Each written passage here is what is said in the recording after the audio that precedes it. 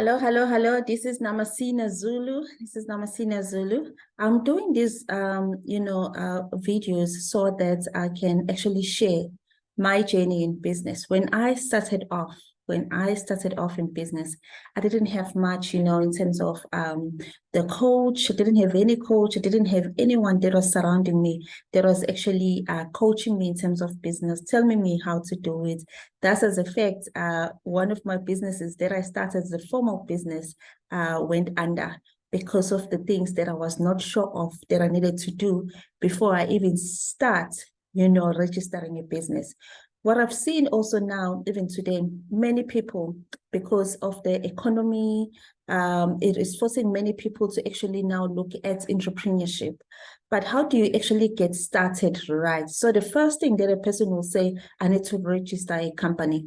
Yet there are 4 things that one needs to do before you register a business. And today in this particular video, I'm going to share those 4 particular things that you need to do to make you get started right before you even go and you register your business, right? Before you get started. Let me share my screen.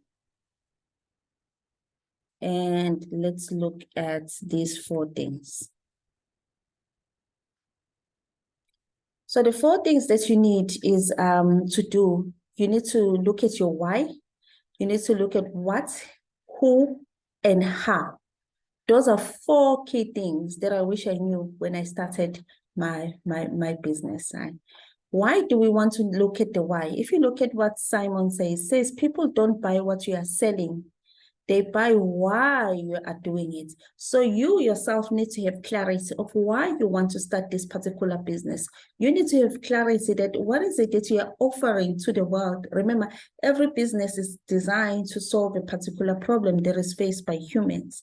So now if you're not clear on your why, you won't be able to put in the market a product of value or a service of value that actually feeds on the needs of the people.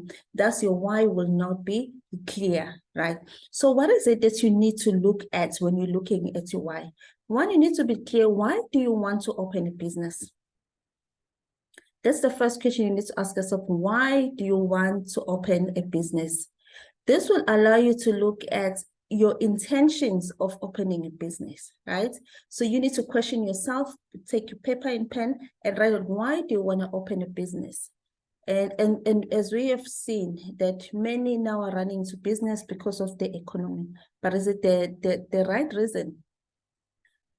Yes, let's say one wants to get started in business now because of the economy. Maybe they just lost their job and all. That is okay. They can start a business, but then they need to be clear on their intention of why they need to start a business. Because remember, business is long term.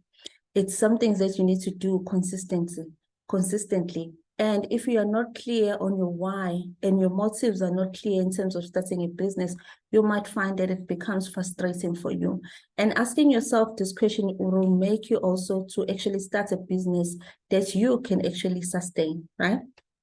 And number 2, what problem are you looking to solve? Right?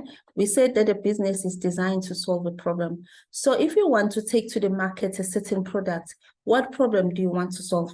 A person that designed this particular, phone, what problem were they looking, solving? Maybe it was connecting people wherever they are at whatever time.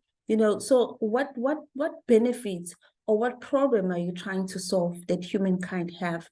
And then you'll be able to come up with the clear clarity of why you're actually starting that particular business. Another most important one is to look at, why do you think that is a problem? Let's say you have identified that, like let's take, for example, when I started my formal business, I started a computer training business because I studied IT, and I assumed that most people needed a computer to be trained in terms of how to use a computer. But now the question is, what made me feel that it is the problem? Beyond looking at my skills, right? What is it that informed me that this is a problem that the people are having? They need to be trained on computer skills. And why do I think that people need to be trained on the computer skills? So this is the exercise that I didn't do.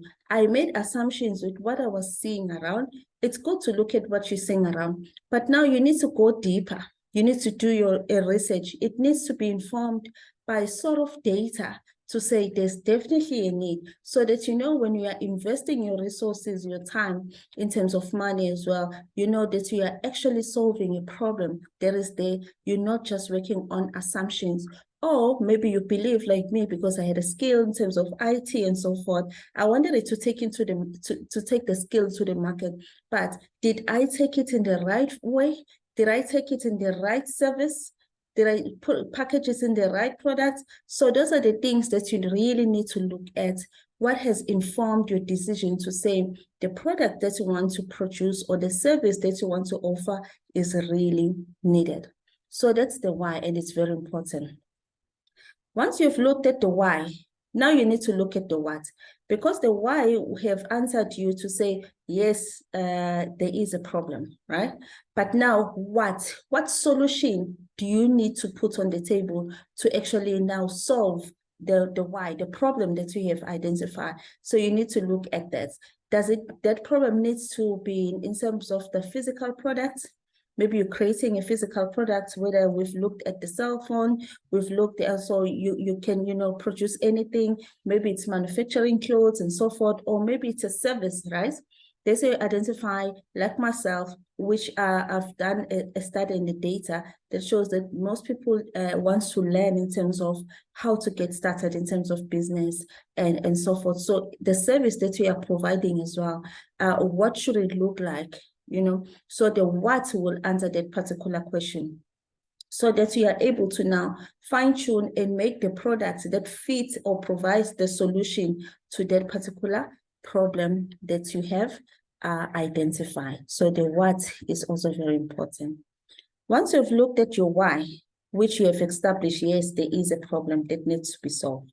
And then you look at the what to say, yes, now that I know that there's a problem, this is the kind of a product that I will be actually designing, which is definitely going to be solving this particular problem. But now the who, right? Every business that actually succeeds, look at who actually needs my services. Who really needs my service? Who is my customer? You need to ask yourself that question before you even register your business, because it's going to help you to be able to reach the right people, to be able to know where they are, their affordability in terms of their buying power and so forth. So you need to ask those particular questions. And you can also do the research as well. So under my company, I do coaching. And I also do, research in terms of business. If a business wants to do research to find out the need, the market research and so forth, those are the other services that I offer. Why do I offer those services? Because I've seen from my failures in the past that if you do not take those seriously, you do not have a coach that works with you to identify that you've got the right product that you are taking into the market that really addresses a problem that really exists, you might hit a brick wall and you might lose, your money and time and so forth. What happened to me when I started that particular computer training, I took out a big space in terms of rental, right? So I signed a lease of 5 years with the landlord. And then number two, and then I bought like 30 computers. So I had 2 big classes that I had, and each student will have their own machine. If I'm also invited to do a training, maybe in a certain school, maybe in a certain department and so forth, then I'll take those computers, I will go and run. So I had invested also resources, right? Was paying rent, resources. I had, a staff that was working for me. I had big machines because I was also doing printing, copying, copies and so forth. And I had like this beautiful office because I thought I have really found my business. I've really found the need. I have really found the business that I should be running that will sustain me as well, without looking at is there really a need, right? And what happens is it did run well for 2.5 years. After 2.5 years, that the market started to change, right? So this particular exercise that you are talking about, it's not something that you will do at the beginning only of your campaign. It's something that you need to pause And then you ask yourself, okay, when we started this company, we have found that this was a particular problem that was in the market. And thus we positioned ourselves to provide this service. Is that need still exist? Where are the people right now in terms of their thinking? Is our age group that we are targeting, right? Let's say you're targeting 25 years to 55, maybe, because you're looking at the working class. Are they still our target market? Where are they in terms of, their buying power? How is the economy have affected, our clients that we are servicing? And look at your new clientele to say, our clients that we have currently, are they representing who we have identified at the beginning? And then you need to adapt, you need to change. We've seen a lot of companies that went under, big companies that went under, because they did not stop, pause, and ask this particular question so that the group adapts. And that's what happened to me and my business. And I lost the business. I lost everything in terms of that particular business. Thus, I'm now structured, education that teaches other people that are entering those particular spaces, entrepreneurship, to say, start right, identify the need, and make sure that the need that you say you have identified, it's really, really what is needed within the marketplace. The affordability, guys, is very important, right? Because you want to know if you're positioning yourself in terms of a product, right? Let's take, for example, like Apple. They know exactly who their target market is. They know exactly who is the middle class, upper class, lower class. So they know, and the age group, they actually know, and they also know the buying power. Who can actually afford our products? Where are they? So that they're able to position their products right and in the right place, right? So look at also where your customers that you want to target, what is it that they're currently spending on, right? So what they're spending on will tell you where their mind is, right? So because people buy with emotions. So if you're able to identify the customers that I think will be suitable for my service, this is where they're currently spending on, then you will know exactly what they're thinking at that particular time, and you find out what is it motivating them to actually spend on those particular spendings. So also the last one to say, where are they? Are they also found mostly in social media, or it's people who don't have social media? If they're in social media, are they in Instagram, mostly in Facebook, or in LinkedIn, because they're professionals and so forth? So you know how to actually position yourself to actually find your customers, and you position your products right? So once you know the problem, and you have also now looked at what kind of a product or service you want, and then you need to provide, and then you've looked at who your customers are. Please do not forget to look at your competitors, right? People or businesses that have been sidelined because they no longer stop and look at what their competitors, who the competitors are, what is it that they are doing. They have failed to innovate. They failed to innovate. If you look at, for example, Nokia used to be the in thing, right? If your parents didn't have a Nokia phone when we were growing up, then they were not, in tune with what was happening in the world. There was an in thing, but they failed to actually innovate. We've seen a lot of big companies who failed to innovate. But how does one actually stay ahead? You need to, not every day to focus on your competitors, but now and again, stop and look at who are my competitors before you even start, right?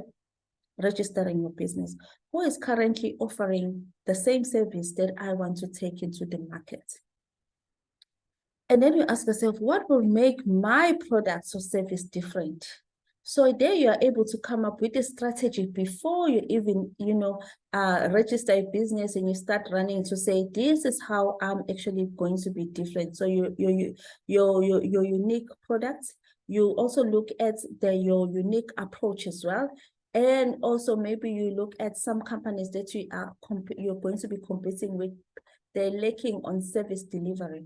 We've seen that within the food industry. You find that some of the restaurant, what they're lacking is on the customer service. So when you come in already with the strategies to say, I'm going to be better because this is how I'm going to train my staff. This is how I'm going to provide people with a good customer service.